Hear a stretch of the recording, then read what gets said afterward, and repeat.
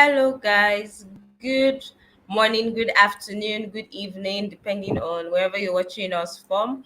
Welcome to today's class. Today, we'll be talking of the business of design, communicating the business value of your work as a UIUX designer. And on the call, we have Nathan Osai, who is a UX designer and also a freelancer, and he's from Accra, Ghana. Greater Accra, Ghana. Oh, okay. Greater Accra, Ghana. Yeah, I think So you I got it right. So yeah, I did. All right. yeah, So welcome, Nathan, to today's class. Thank you for coming. yeah. Thanks for having me. It's good to be here, and I'm thankful for being able to share or like communicate what I know to kind of help the community grow. So yeah, it's good to be here.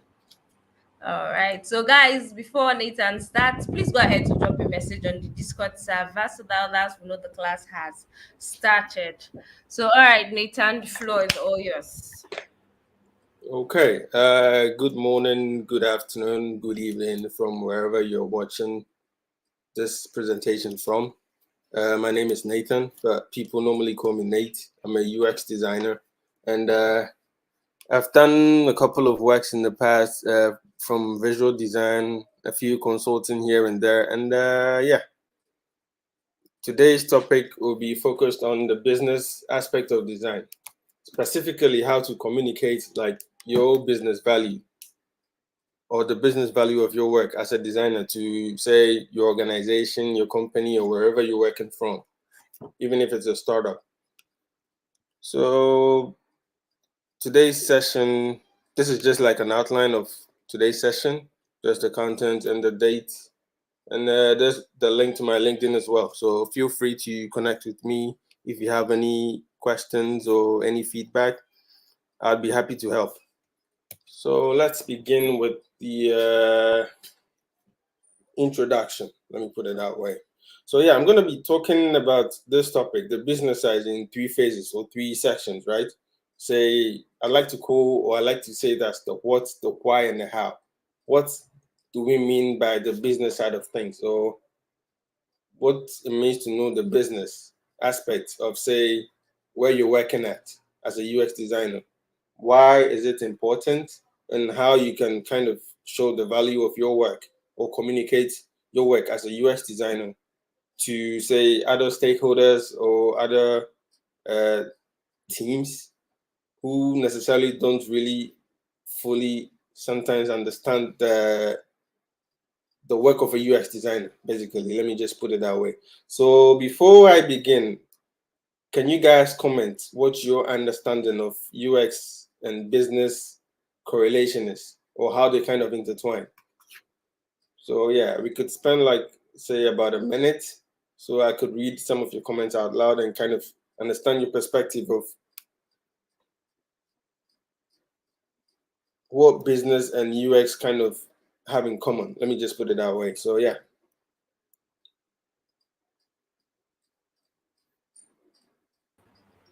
So, okay, guys, you can go ahead and drop your comments in the chat so that we can display it on the screen for Nate to pick it up from there. So, we're waiting. You have about 1 minute, but you can start now.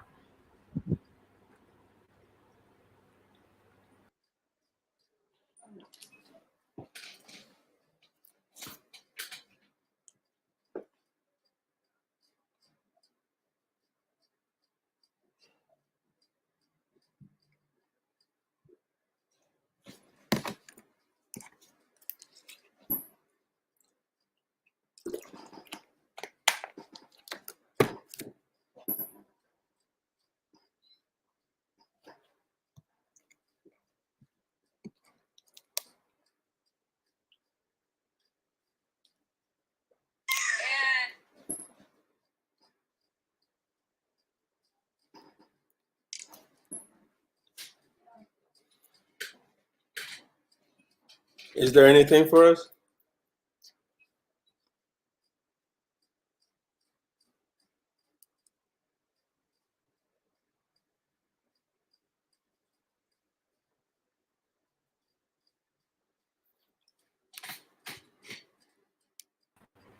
Can you hear me? Okay, yeah. So, I have one comment. It on your screen now.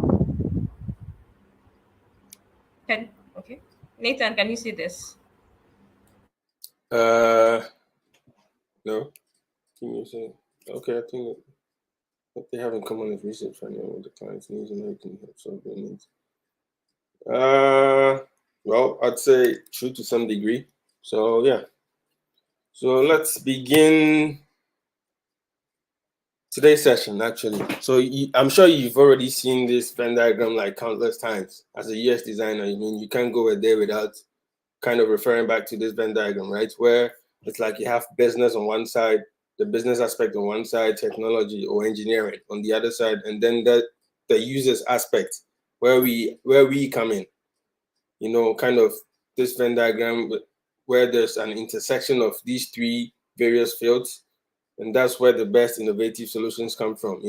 Technology gives possibilities. Can it be done? Which is like a general question we try to answer from that aspect.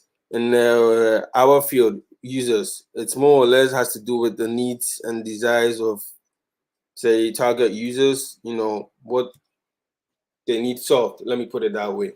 And then there's the business aspect as well, which is about viability. And today we're kind of going to focus on, say, answering this general question that kind of represents that aspect. Does it fit the organization's goals? So yeah, we'll look at just the black section, kind of how the business side and how the organization's goals, like the viability aspect of it and the users aspect of it. That's where we are, like the UX, as UX designers, let me put it that way. How it kind of intertwines, the black area, the intersection of both departments. Let me just put it that way. So yeah. So what is the business aspect? It's a broad general question, I mean. So let's break it down and start with viability, which usually represents what we mean by the business aspect. What does it mean? I just did a quick dictionary search, right? And viability basically means something capable of working successfully, or from a biological perspective, it's something capable of surviving or living successfully, especially under particular environmental conditions. Well, you might be wondering, how does this relate to business? Well, two keywords, success and survival. And actually, no, let me say three keywords. I'd put environmental conditions as well as a keyword, which is ultimately what businesses and organizations are striving for. So yeah, most businesses or almost every business, not almost every business, are aiming for two things, right? Okay, well, almost every business, you have non-profit business as well. But anyways, almost every business are aiming for two things. Say to continuously be relevant and to generate profit. And those two things, being relevant and generating profit, are key to success and survivals, and them being able to survive. And the environmental conditions aspect of it is more or less like, I didn't just explain it. It's more or less like the condition or the space in which they can actually like pull this off, which in the business aspect I'd say is more or less the market space, like the market where they're trying to fit in or trying to operate. Let me put it that way. And have you heard of the term MVP, a minimum viable product? If you have, let me know in the comments. So yeah, minimum viable product. Back to the word viability again. It's more or less a version of a product, right, with just enough features to be usable by early customers who can then provide feedback for future product development. So the first definition was coined by Eric Rice. You can read about that. It's on the slide basically, but I'm trying to like provide an easier definition for you to understand. It's more let me try to give an example of an MVP, right? Let's say you go to a restaurant and there's an existing restaurant, and say on their menu, or let me say a local restaurant, let me put it that way, no matter where you're from, a local restaurant.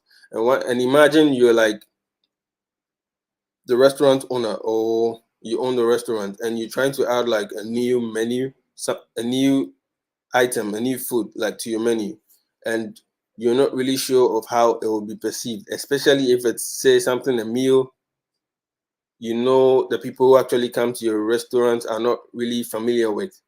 What do you think? Try to answer this question for yourself. What do you think it's the, so I say, the cost effective way, right?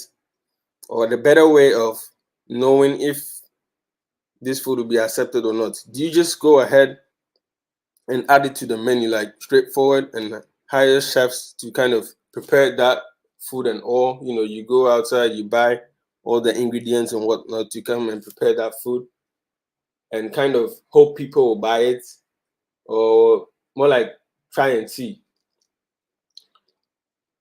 How do I frame this? More like you hope people will actually like try to, people will just go ahead and order from the menu like they always do and pay for it. You think that is a smart way to go about it? Or you could kind of like just make like small portions of it, right? And kind of just give people samples to taste and get feedback from them and kind of know, oh, maybe I think people like it, so it'll be good to kind of add it to the menu. Or based on their feedback or reactions, you decide, no, this is not a good way to go. That is basically what an MVP is, like in that sense, right? And the primary goal, as I already stated, is to more or less minimize time and effort wasted by testing how the market reacts to your idea before actually building the product. And yeah, its importance and benefits, like from the example I gave, you could obviously know it helps reduce risks, helps reduce cost as well. You use your resources more efficiently. You kind of get to know, get feedback earlier on, feedback, and know how to make decisions based on that. And for those who kind of like, those who will like it, say if the feedback is positive, right?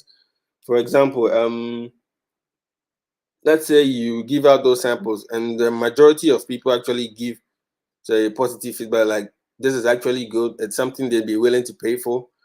Already you've kind of given them something to look forward to, right? Like you've delivered a value early to those customers or adopters, let me put it that way.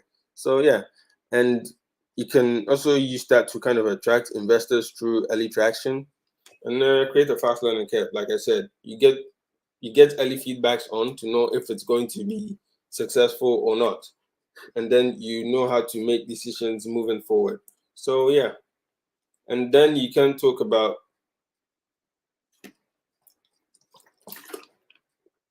sorry, give me a sec.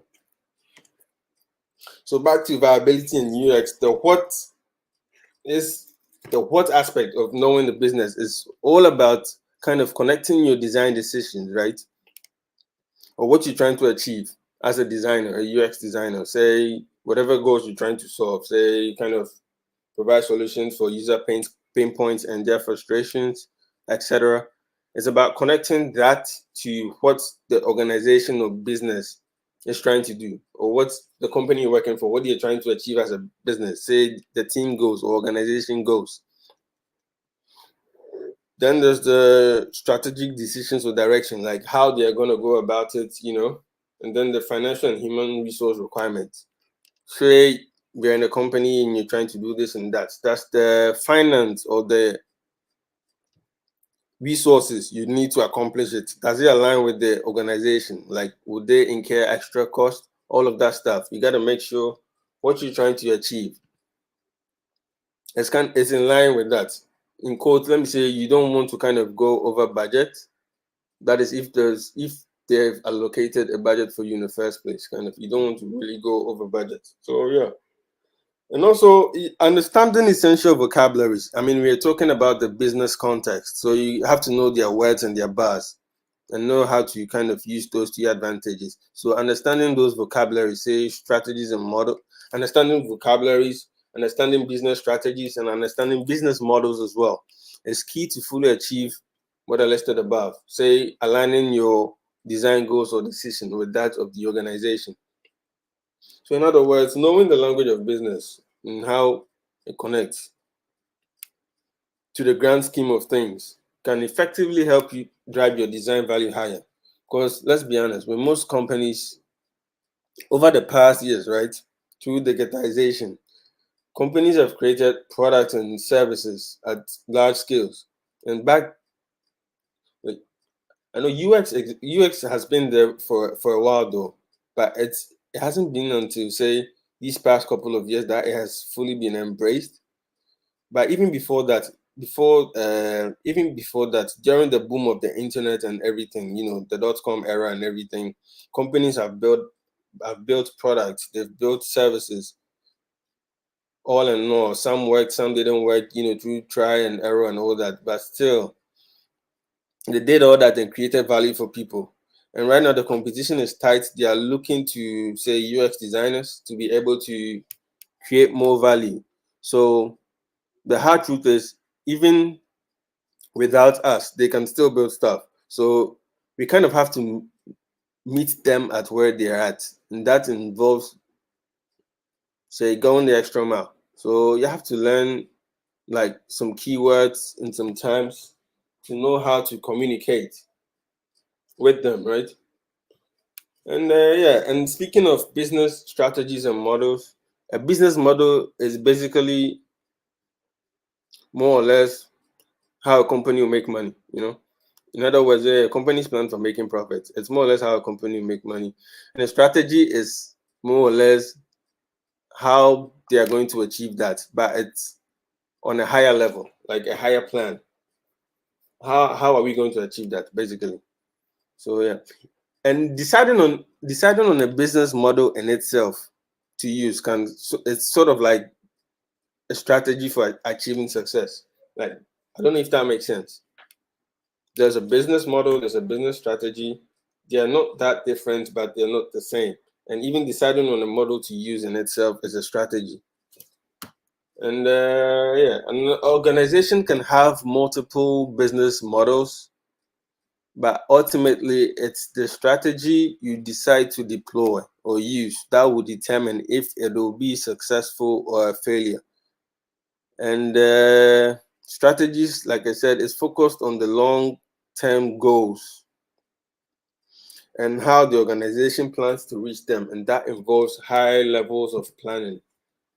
And companies use these strategies, right, to kind of gain a competitive edge or advantage, which that word I'm sure many of you are familiar with by now. But if not, a competitive advantage is more or less something that gives you the upper hand.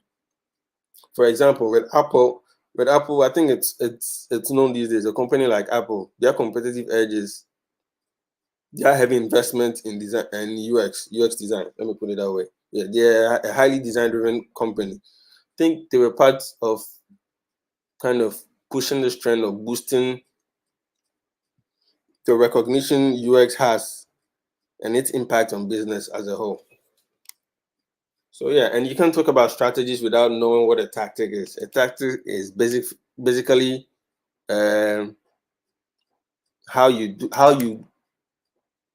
go about something, or how you do something, right, to reach a set of goals in line with the strategy. So strategy is like a high level plan. It focuses on the long term. A tactic is more or less what you do to kind of get to that long term goal. So for example of a tactic. Let me try to get one real quick.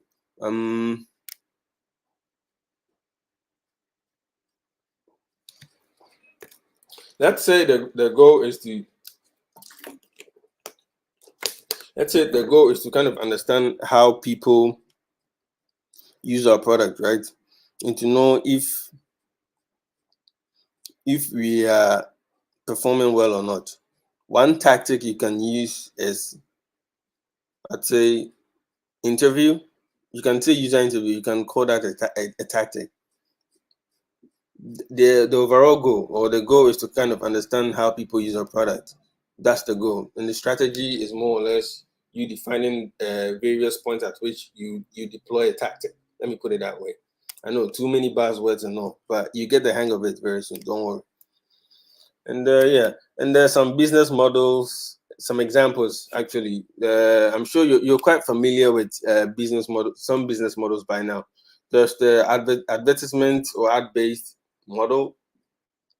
An example is like Facebook. Facebook is an ad mostly. I think that's how they generate their revenue, mostly through ads. There's the freemium service like LinkedIn. Yeah, LinkedIn. You know how with LinkedIn Basic you can do almost everything, but if you need a specific or advanced feature, you have to pay. Like the premium gives you more insight into some statistics of, say, an organization or a company. Or another example too would be Slack. Slack in itself.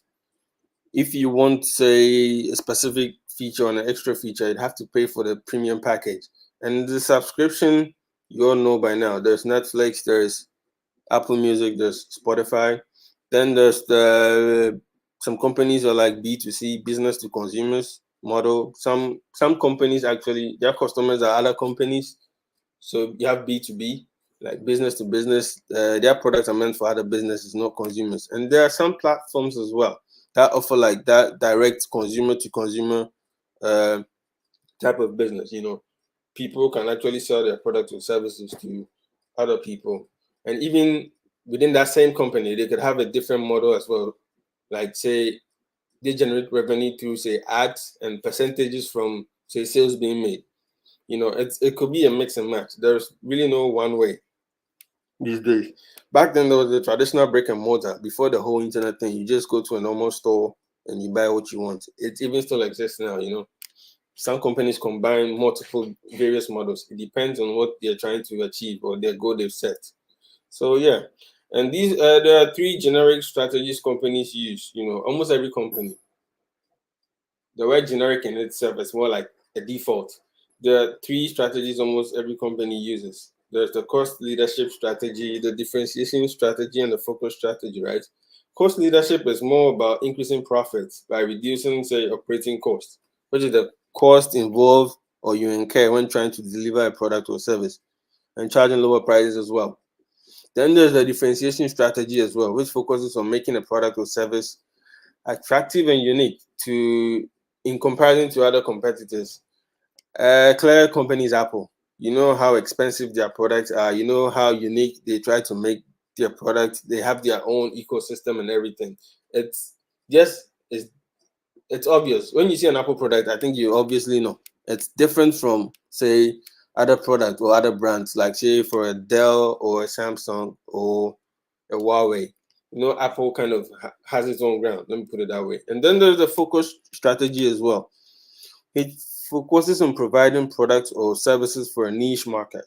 A niche market is more or less like, uh, I wouldn't say a rare group. It's more or less like a specific group of people. Let me put it that way. A specific audience or a specific type of group in a particular market. Which company does that? But the thing about focus strategy is you can't just rely or depend on its own to kind of gain a market advantage or share. You have to combine it with either of the first two. If you're going the focus way, right? It's in a way the focus strategy is more like focusing on a market within a market. Let's say, for example, there's an let's take the audio space for example, right? There are different brands like Sony, there's JBL, there's what's it called? Anchor has its own. The Samsung even is in that market, in that space. Different products for different kinds of people. But even with that audio space, there's a specific group of people. I'd say audiophiles or audio enthusiasts. I'm sure most people here do not know. There's a company called Moon Audio. Their products are highly expensive, and it's not targeted to, say, just the average audio listener. No. For example, there are IEMs, how do you call it? In-ear monitors, which is, let me just say, it's kind of like an earpiece or an earphone. It ranges from about $1,500 upwards. The cheapest I think I saw was about $600, $700. And yeah, it doesn't make sense to spend that much on an earphone for an average guy too. But then again, they have their customers, they have people actually paying that sort of money to get that because they know what they're getting from it. Like I said, they are audiophiles. Like, they are deep geeks in that space. Let me just put it that way. So for you, the average consumer, maybe you're thinking airports are like the most expensive. Nah, it's actually very cheap compared to the type of audios they're selling. They have their target market, they have their audience. It's in the audio space, like the audio space. Let me just put it that way. But within that space, there's a specific type of people they are selling their product to. And I'd go on a limb and say, maybe correct me if I'm wrong, that they're combining the focus strategy with kind of differentiation strategy. Because it's like they're standing out and they're focusing on a specific group of people, niche markets, which is like a group of people, a group of audience within a specific market. Let me just put it that way. And hopefully that makes sense or drive the point home. But if you have any questions, you just feel free to drop it in. I'm sure they'll let me know at the end of my presentation. Yeah. So understanding the strategies used in an organization informs whether it's focused on, say, growth or profit. Obviously, a startup will definitely be focused on growth in its early beginnings, but an existing company, depending on where they're at, based on, say, their business goals objectives, they could focus on both or either one of them. But anyways, yeah, like growth focus is a company aiming to gain market share. Example, a startup, or diversify its offerings sometimes at the expense of a short-term gains or profit. Example again, a startup. Profit focus is kind of like the opposite. Businesses aiming to maintain profit over reinvesting in new products or services.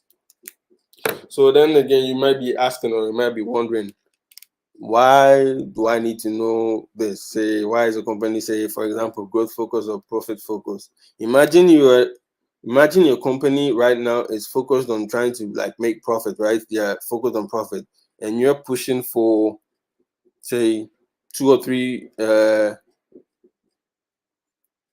you're pushing for, say, two or three products to be released, right? Maybe you have the best ideas, but at that point within the company, they're focused on within the company organization, they're just focused on making the money or something else.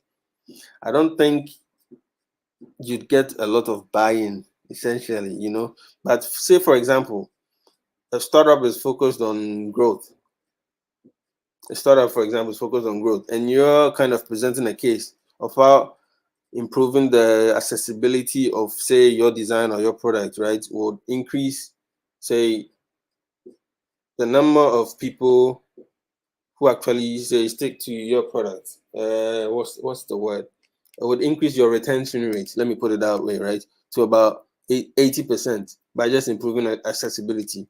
At that point, the startup is focused on growth, so you can argue your case. I wouldn't say easily, but then it'd be easier to get a buy-in than doing the opposite.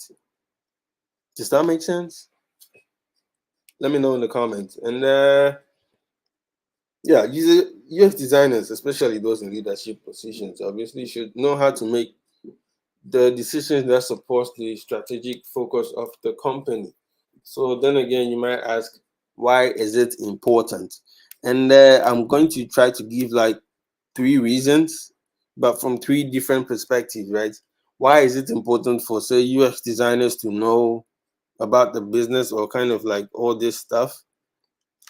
From the perspective of a user, how will it benefit them from us knowing? One word I'd say is ethics.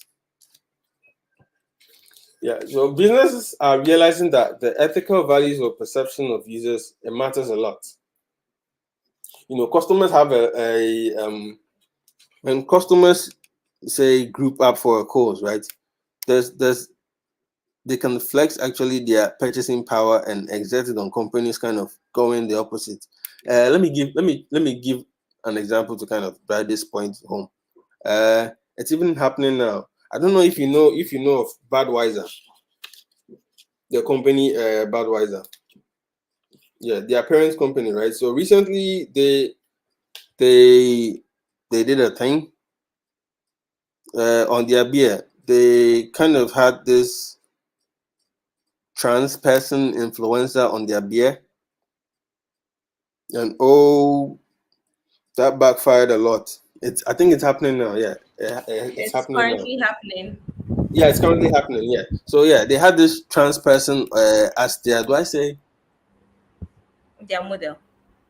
No, I'm looking for the word. I'm looking for the actual the word. I'm looking for the word. As like their mascot, right? Like their mascot on the beer.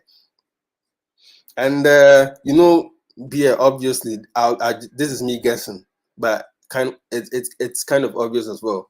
majority of consumers of beer, I'd say, are men. Would you agree or not?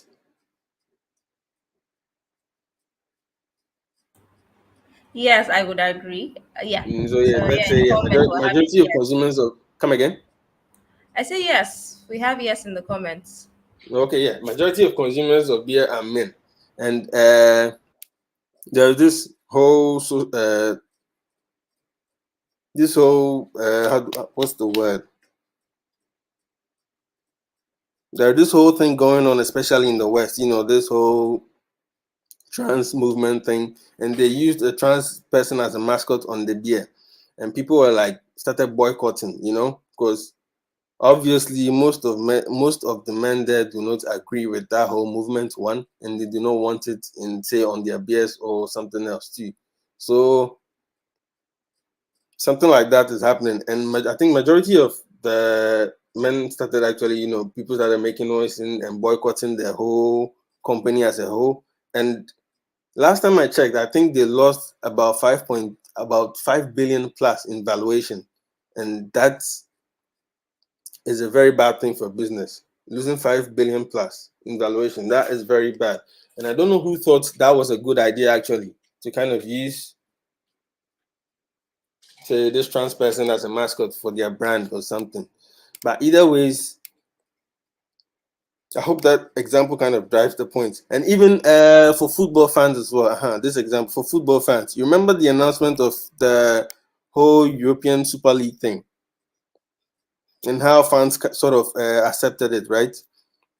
I'm sure it would have gone ahead if the fans were kind of like, we don't really care about it, we just want to go watch football, or they didn't really care that much about it, because the players, I doubt their sale would have gone too far, because obviously they're under contract, so whatever the clubs decide, they'd actually have to go ahead with it. But it was because of the fans and their stand on it that no, they were not going to push this through, and the demonstration and all that, it kind of swayed the teams and their owners to back away from that decision they made earlier on. So yeah, it all draws back to ethics, because if it doesn't align with, say, the perceived values of the customers or the users, yeah, you might pay a heavy price or a heavy cost. So designers with, say, business acumen, our job as UX designers, like earlier on, our basic job is to kind of understand users, know their pain points, their frustrations, know how our product or our service might kind of provide them value in the context they kind of face those situations. So if we know more about, say, users, if we know more about users and what their goals are, what their motivations are, kind of like in quotes, their ethics, it'd be kind of easier to influence the organizations, right? This, you keep on hearing things like you need to have a seat at the table and all that. You're not necessarily about that though, but having a business acumen can kind of help you communicate easily to, say, key stakeholders or personnel in the organization to live up to those values, right? Take the Budweiser one, for example. Well, if say whoever thought it was a good idea, whoever thought that was a good idea, if they actually say did their whole user thing and tested it out and say got their feedback and realized, nah, this is a bad move, I'm sure they would have avoided the whole drama and the whole noise of that. So yeah, that is one benefit of, say, us knowing or getting acquainted with the business aspect. And then two, from the organization's point of view, I'd say competitive advantage. Like I said before, businesses are in a crowded space, right? The competition is high. Everyone is kind of trying to differentiate themselves from customers, making strategic decisions and all that. So yeah, say when you understand the business's perspective, the strategies, the models, the keywords, the buzzwords, and all that, their goals, their visions, their mission, and everything. And you as a UX designer, you know the type of people they're serving, the users, the customers, and all that. You are uniquely in a very, let's say, sweet position, right?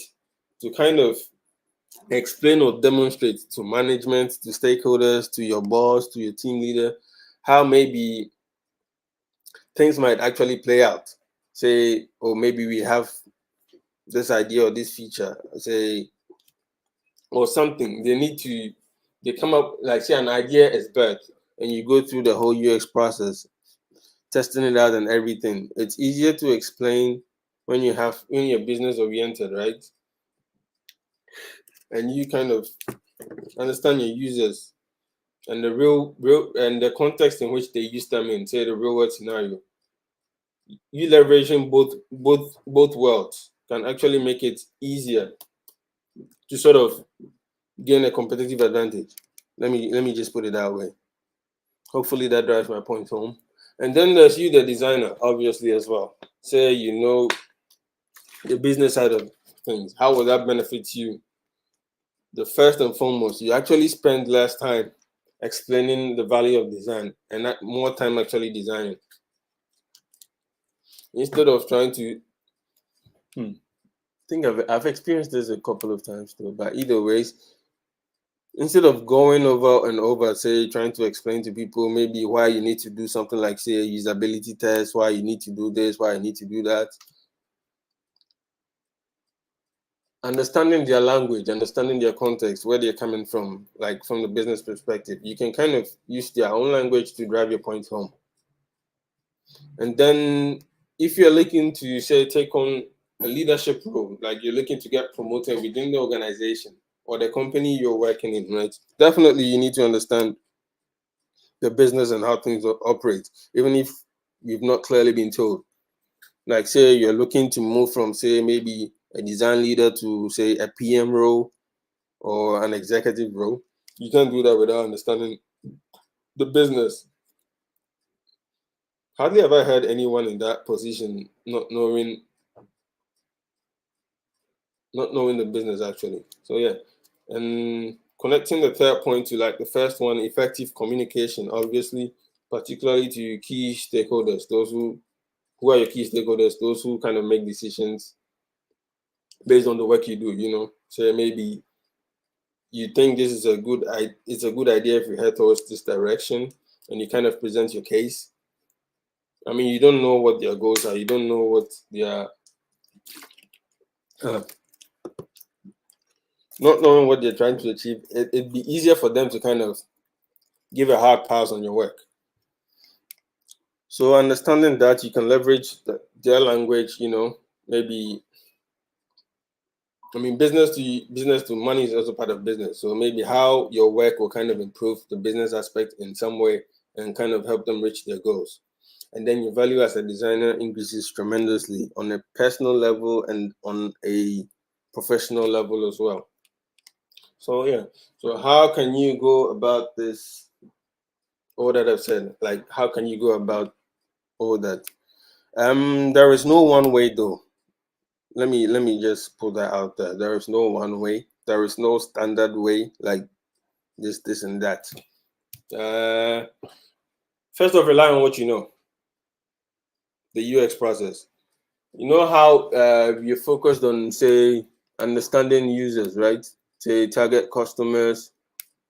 How can we know their pain points? How can we identify them? Sort of understand the context in which they're facing those challenges in, what their motivations are and whatnot. I'd say apply those principles to like the business aspect as well.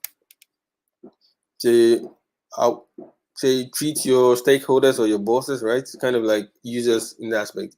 Kind of try to understand where they're coming from, what is motivating them, what they are trying to achieve, what maybe they're hoping, maybe an ongoing project you're involved in or a team you're involved in.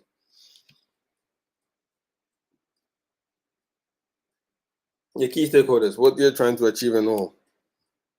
Knowing that as well, knowing that, and obviously, do I say comparing? No, kind of correlating that to your job as a UX designer can kind of help you align your findings, your solution, or whatever it is you're doing or trying to achieve with what they are hoping the project will achieve.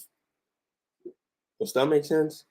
And yeah, for example, you can do that through stakeholder interviews, kickoff meetings, team meetings. Normally, the stakeholder interviews and the kickoff meetings, it happens earlier on in the process, like more or less before a project begins. You try to like get the key stakeholders, everyone's goal and what they're hoping to achieve. So you know when you make trade-offs down the line, maybe you realize along the way that maybe what they're trying to achieve in a way that it doesn't really make sense. No, that's a harsh way to put it. It doesn't really align with, or it wouldn't really bring that much value, right? But you think if we approach it this way, the value on maybe this aspect might increase, or we might be able to actually achieve this goal we set faster and quicker, or we might achieve even more. So yeah, you knowing where you're coming from, kind of aligning that you can leverage where they're coming from to kind of make your case. And then yeah, literally connecting business concept to design findings. Like I said, the buzzwords business use, profit, loss, and all of that stuff, all of the business terminologies, competitive advantage, kind of leveraging those vocabularies in your explanation, to drive home your point. So that involves a learning curve. And yeah, as UX designers, we're always learning. And you can talk about business without talking about numbers. That is almost impossible. The first thing you have to know before we move any further are metrics. And what are metrics, you might be asking? Metrics are basically measurement we track. An example of a tool that helps track metrics are, I'd say, analytics. Basically, that's the common example I'm sure most people know and most people are aware of. Say, for example, let's say YouTubers, right? They go to their dashboard to check on, say, analytics to know if their channels are progressing or not, or maybe the number of views they had, the number of likes they had within a week. Maybe this particular how do I call it? This particular content or service or product they provided, like it's what people like the most. So they know, oh, okay, let me head towards this direction. Kind of, yeah. That's what basically metrics are. And you can't measure something without actually setting a benchmark, And a benchmark is basically like you setting a standard or knowing what or something to compare something to. That's basically a benchmark. And that in itself, I'll be honest with you, it's not an easy thing to do, but it's doable. So let's say, let me think of a quick UX benchmark you can set. Let's say you're trying to measure well, let me use this project as an example instead. Let's say you're given a project, right? You take on a project, say a website is not performing really well. The number of people who actually visit the website, right? The number of people who say actually visit the website, and actually let me just say an e-commerce website. Say the number of people who visit the website is about, say, the website a week is about, say, 20, and out of the 20, about only 2 people go ahead to make purchases. So you're having an average of like, say, 2 purchases within a week.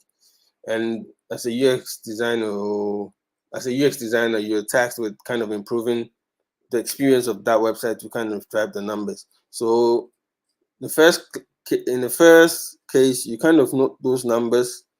Say 20 people are visiting the website a week, but 2 people are actually making purchases, right? That is the benchmark. Let me just put it that way. Say that is the benchmark.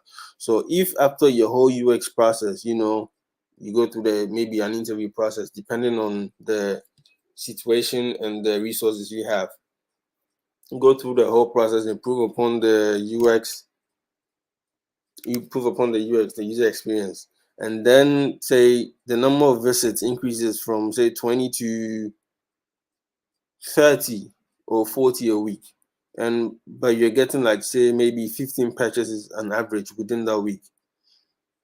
I mean, how would you obviously know that you've made progress or not? Obviously comparing it to the previous metrics you took earlier on. So that previous metric kind of becomes the benchmark to know if you're doing well or you're not doing well. So yeah, different departments, say different teams and stakeholders have their own metrics as well. Like, let's say maybe HR has their metrics, the engineering team, they also have their own, let's say, even the stakeholders, the upper management, they have their own metrics as well. And for you to decide on a metric, right, you should know some, I say, characteristics of, say, good metrics. They're actionable. One can evaluate success and make decisions based on them, like the demonstration I just gave. That is a way of showing your work being, say, do I say successful or making progress. It could be, it depends on how you define success, though. That could be used as a progress metric, actually. Depends on the way you define success. But either ways, good metrics are actionable, are meaningful, align with goals and objectives. They make sense in the context it's meant for. They are measurable, which means they can be tracked, and they are comparative as well. When we goes back to how do you call it, benchmarking. And then connecting the dots between the metrics we track, say as UX is one particular one you might know of or heard of, say KPIs, key performance indicators. They are basically metrics, there are success KPIs, progress KPIs. Really, there are a lot of metrics out there. It depends on what you're trying to solve and what goal you're trying to achieve, right? And how you can measure that goal. That will kind of determine that maybe the type of metrics you decide to deploy. Or no, yeah. You're trying to find out something. Are we making progress? Have we been successful? How would we define success? How would we know we're on the right track? That sort of thing. So yeah, it's up to you and your team, or basically the context you find yourself in, to kind of know the type of metrics you're going to deploy. So yeah, connecting the dots between those metrics we decide to deploy, or what we're trying to find out to improve the UX of a product, and then connecting those to, say, the metrics of, say, the business objectives is one way of calculating, say, the ROI, which is a common buzzword again, return on investments. Actually, not return of investments, return on investments of our design work. So it's more or less, I wouldn't say putting money on it. It's more or less quantitatively showing the value of our design work, adding numbers to our design work. Because calculating design, honestly, it's calculating the value of design, depending on the industry you find yourself in. It's hard. It's not easy. Say, I wouldn't say it's easier though. It's hard in a customer-based industry, but imagine an enterprise-based industry. It's very hard. So most teams actually kind of find their own way around it. They come up with their own frameworks and everything. Though usually it's more or less a combination of existing frameworks, right? There is no, like, say, standard way. Maybe this is how you calculate metrics. No, there's no standard way. It's dependent on the team, the context, and a lot of other factors, and what you're actually trying to communicate. But this is more or less me giving you an introduction to how to go about it or how to begin. So yeah, take note. Say calculations using metrics. ROI, return on investment, is a financial metric used to calculate any investment value. In UX, however, return on investment is not just about revenue, say money aspect, Things like customer loyalty, saving operational costs, etc., are also ROI. Like, but with customer loyalty, you can't necessarily put a number on it, but say, and it's not something like you gain. Sorry, excuse me. You gain, say, in a short term, right? It's about, say, a long term. I wouldn't see a company like Apple, for example. I wouldn't say they gain this customer loyalty in the short term now. With their continuous delivery of quality products or services, they always kind of they know their customers. They know how to provide high quality products and services to them. They provide them with great value, and that in return they get like loyalty from these customers. So trying to put a number on that, I'd say it's obviously, I wouldn't say impossible. It's hard, but then again, in a way, it's a way of showing the return on investment of design actually. So yeah, and there are multiple methods of calculating return on investment, ROI. Common being dividing the net income by, say, investment cost. So your net income it's basically your income you get, right? Your income after tax and other expenses. So you deduct your tax, your expenses from your gross income. That gives you a net income. And yeah, multiplying by 100% gives you the percentage. So like I said, it's not easy to calculate, and getting an exact or accurate profit value is an almost impossible thing to do. Most of the time, you aim for estimated values, right? You aim for estimated values to kind of drive home a point. Let's say, let me try to give an operational cost example. Say, say a company has been spending more time or resources, right, on kind of say, should I say a seminar, teaching people how to use say product or service. No, you say okay. No, let me put it this way. So the company has been spending more money on say seminars. Let me just say seminars. Company has been spending say money on seminars, right? To kind of teach customers on how to use say maybe a specific, I won't say a specific feature, right? Maybe people are finding it hard to use say a product or a service by customers because maybe they don't really get it. So the company, the organization kind of sets up this weekly seminar or something, right? Oh, no, let me use this example. Say, okay, so people have been calling in the customer service, right? Oh, and quick note, UX is if you're in a company or organization, be very close to say customer service reps and all that, because that's where you kind of be hearing complaints from customers about say specific feature, product, or service. So yeah, you go to them and maybe you keep hearing customer reps saying like, say a lot of people have been calling to complain maybe about a particular issue or issues that could have been solved easy earlier on. So how do you, and management is not really, is not really focused on solving that issue any day. So more or less they set up these seminars to kind of tell people to come by, so they kind of teach them how to go about it and how to use that product or services to sort of demonstrate how serious that issue is, right? What you can do is say on an average you have say 20 people calling in to complain about a particular a particular feature, right? And the reps are spending about say on an average 15 minutes per each customer. You could kind of on an average say 15 minutes. No, let me put it as on an average they're spending about 2 hours a day. I was explaining to customers say maybe how to use those features and all that. So those 2 hours a day, say you are paying those 2 hours a day, right? And company has set up these kind of seminars. They are paying for those seminars and all that. That in its way is an operational cost. You can calculate the value of how much is being spent on that, and say the reps are spending 2 hours say daily teaching people on how to use a particular product. You can maybe based on those 2 hours, right? I think resources are being spent.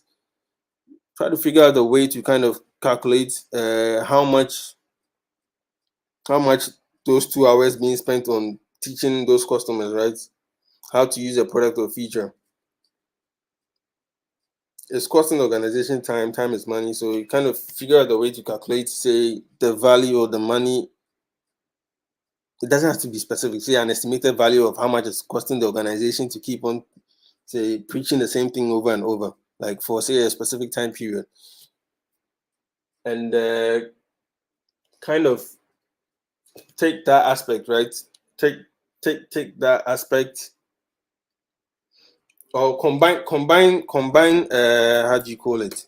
Oh, combine the seminar cost and the cost it takes for them to say teach people how to use a product that could have been solved easier with a particular UX, and kind of show on an average how much it's costing them, say, for a period of time, say a month.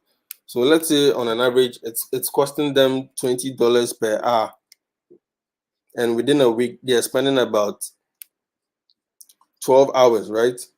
That is per customer, and on an average you're having say 20 customers calling. I'm sure you can figure out where we are heading towards. We're heading towards big numbers. So yeah, showing them that and kind of backing your say your claims with that and how maybe UX could improve that. Obviously, they would definitely want it solved, and they'll see the urgency of you trying to get it solved. I don't know. I know my example was a bit buggy because I was trying to find a way to explain it clearly, but obviously, yeah, I fumbled at that. So, and yeah, some metrics you can use in calculating the return on investment conversion rate. I gave an example of that earlier on. Say the number of people who visit your site.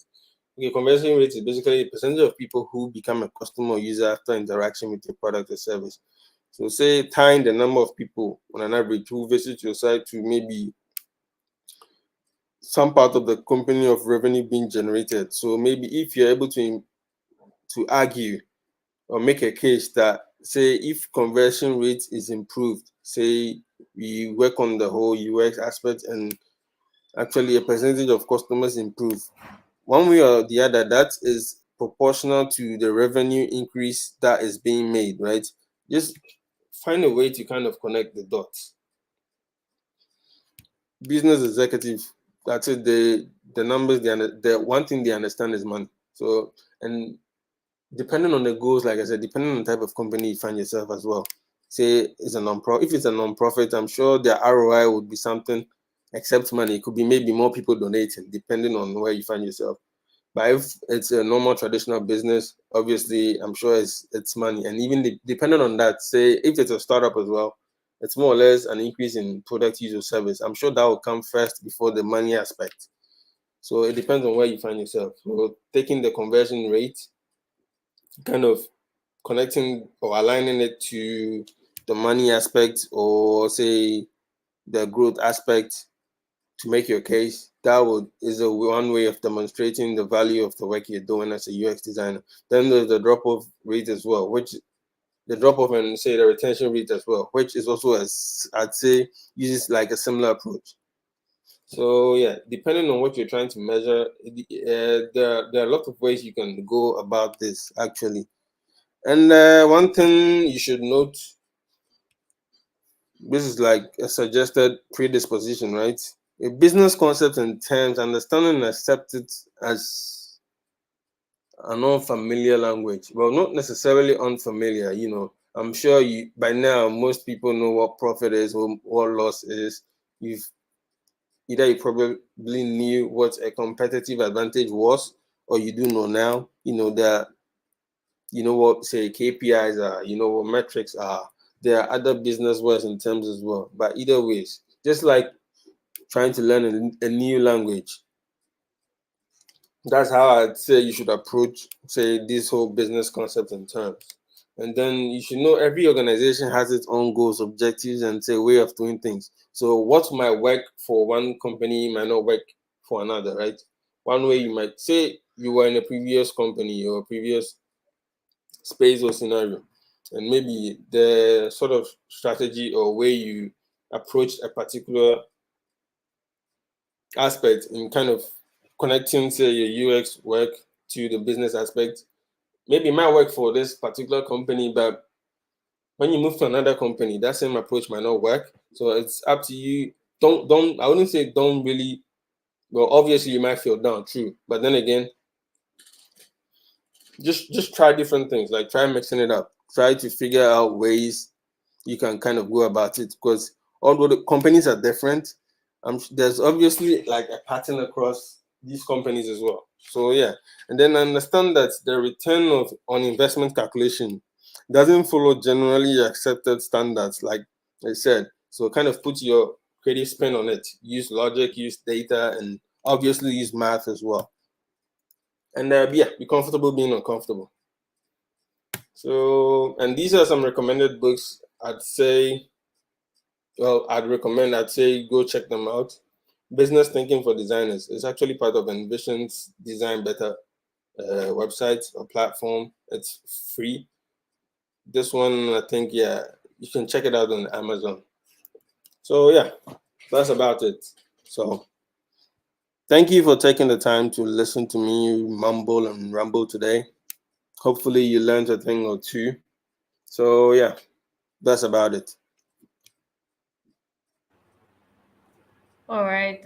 Thank you, Nate. I think we have some question you asked earlier on. I don't know if you want to see them. Yeah, sure, sure. Okay, so I have them on the screen.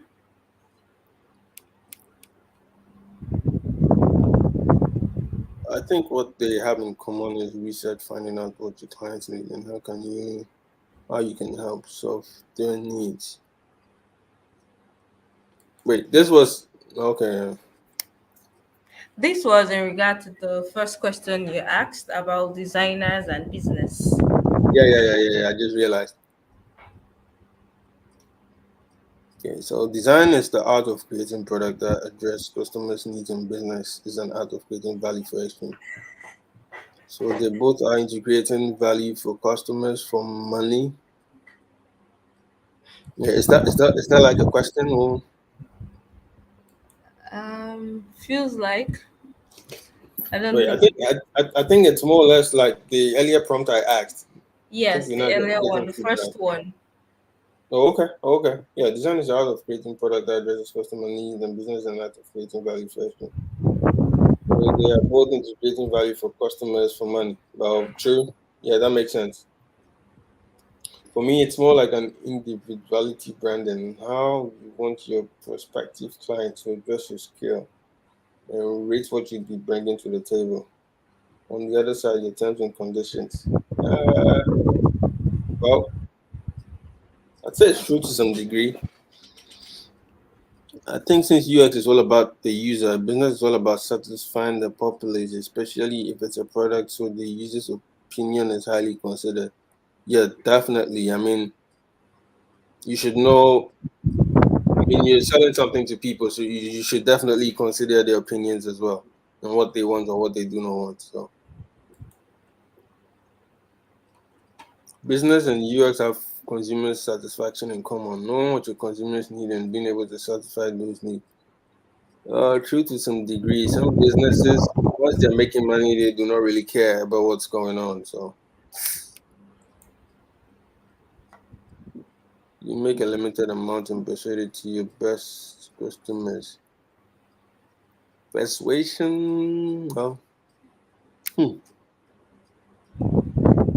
I think that's a good way to think about it. Be comfortable being uncomfortable. Yep. All right, guys. I don't know if there are any more questions. If you have questions, please go ahead and drop them. So yeah, it takes time.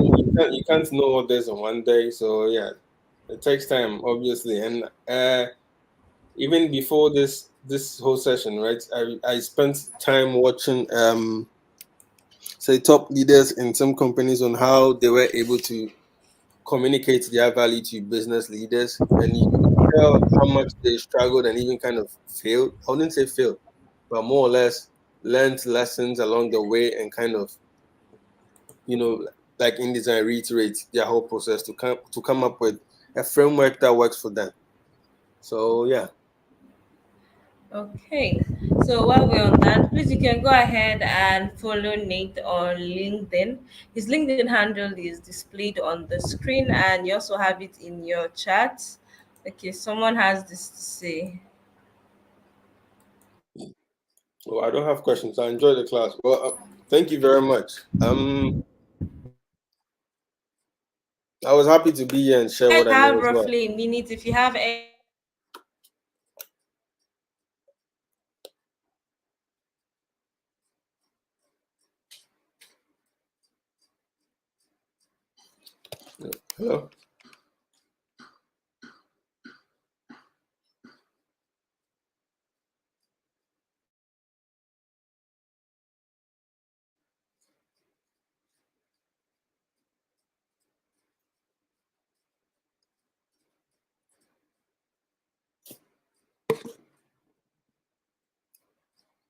Hello.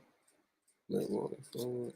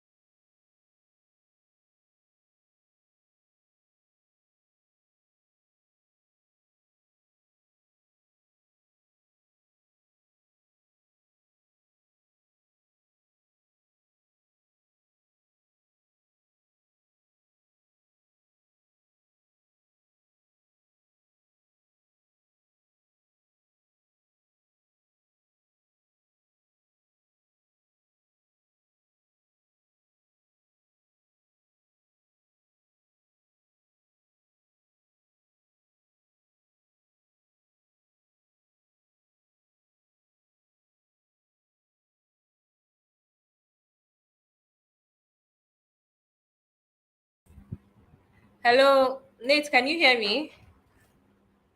Yeah, I can hear you now. Oh, okay. So, sorry about that, guys. I think I had network issues. So there are still no question here. So I believe everyone understood and will ask their questions later. Also, I have Nate's link is being displayed on the screen and is also in your chat.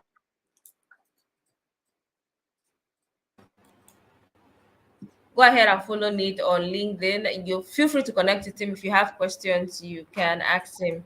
So we have just one last question. This is for you. Not really a question.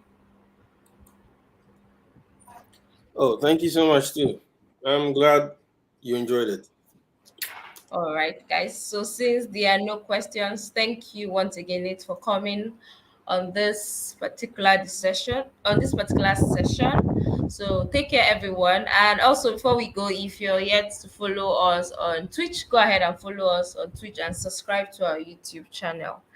Have a lovely morning, afternoon, or evening, guys. Bye, Nate. Wait, hold, Nate. Can you hear me? Yeah, I can hear you. Okay, just this. Then we'll call it a day. Thank you. Come again. We have one question on the screen before we call it a day.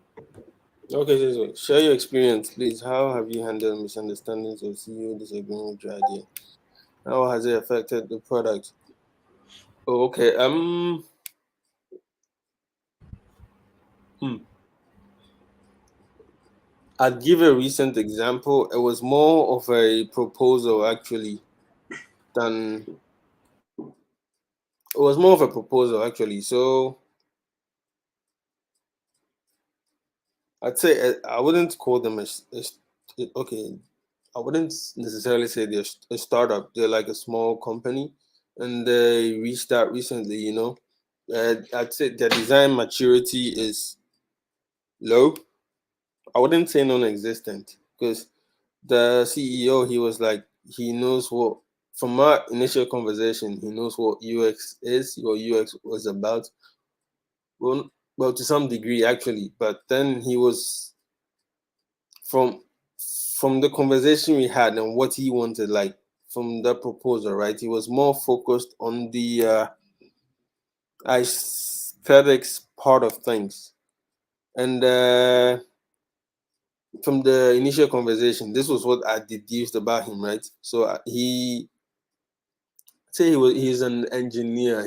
I say he's a web developer. Let me put it that way. So he's more of an engineer, not necessarily coming from the business side of things.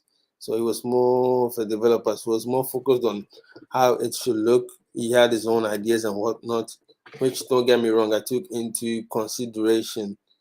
And I did a bit of research. The proposal was kind of like time bound. So some things you can't really do. So it's more or less using what you have to kind of get to the best possible solutions. So I wasn't really able to kind of test those ideas out because I was limited. As in, it was more like that's a proposal to a contract. So I was limited to the things I sort of had access to. Let me put it that way. So it was more or less using what they gave me and based on research findings to kind of find the best possible solution. So yeah, first proposal went, he was like all in, trying to give in to started talking about contract and all that. Second meeting, it was like he kind of that's it disagreed. He kind of disagreed with the whole thing.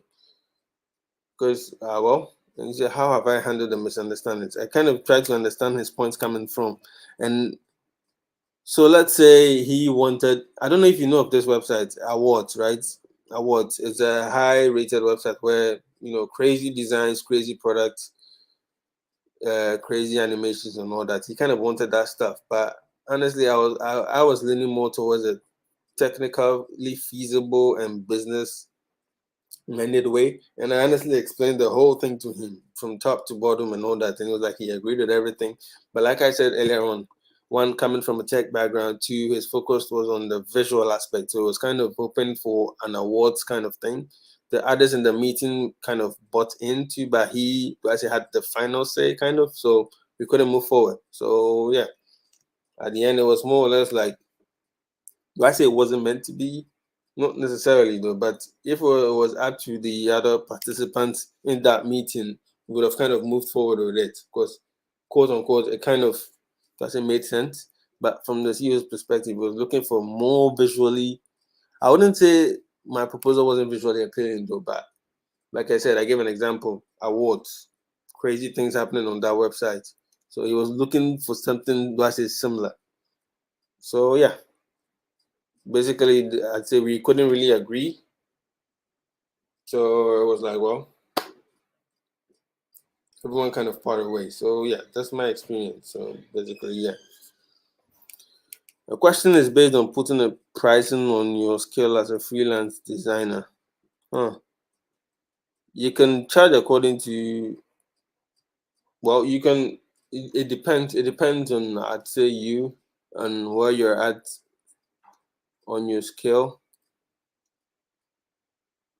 and kind of the people you're targeting, basically. So you know about your audience. If say your targeted customer base, if it's an individual or small business, you kind of should know how you're going to price it. Are you going to charge them upfront? Are you going to charge according to time? Basically, look at the market too as well. Because say your customer is someone coming from say a different region or country, the prices or the average price they are used to could be different from what you might be asking for. And is this something you're willing to do? So a lot of work kind of goes into that as well. So it comes down to you as well.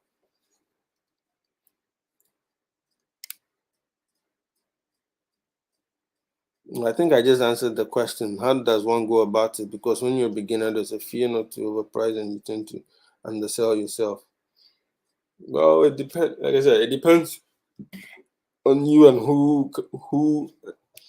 It depends on you and it depends on understanding what maybe those you're targeting are willing to pay for and the value you offer as well. So yeah, and there's too much competition to going on, so you kind of know how are you, let me put it that way, like I discussed earlier on, how are you going to differentiate yourself and ask yourself, those coming in for my service with what I'm charging, is this something they are willing to pay for? How will I make them see the value of what they are going to get or what's important to them? So yeah, basically, let me just put it that way. All Hopefully that right. makes sense. Yeah, it makes sense. So okay, that's all for now, Anita. So thank you so much for being on this call once again. Thank you for a wonderful session. Thank you for having me. And I was so glad to be here as well. Okay. So bye Nathan. Bye everyone. See you 8 p.m. once tonight. Bye guys.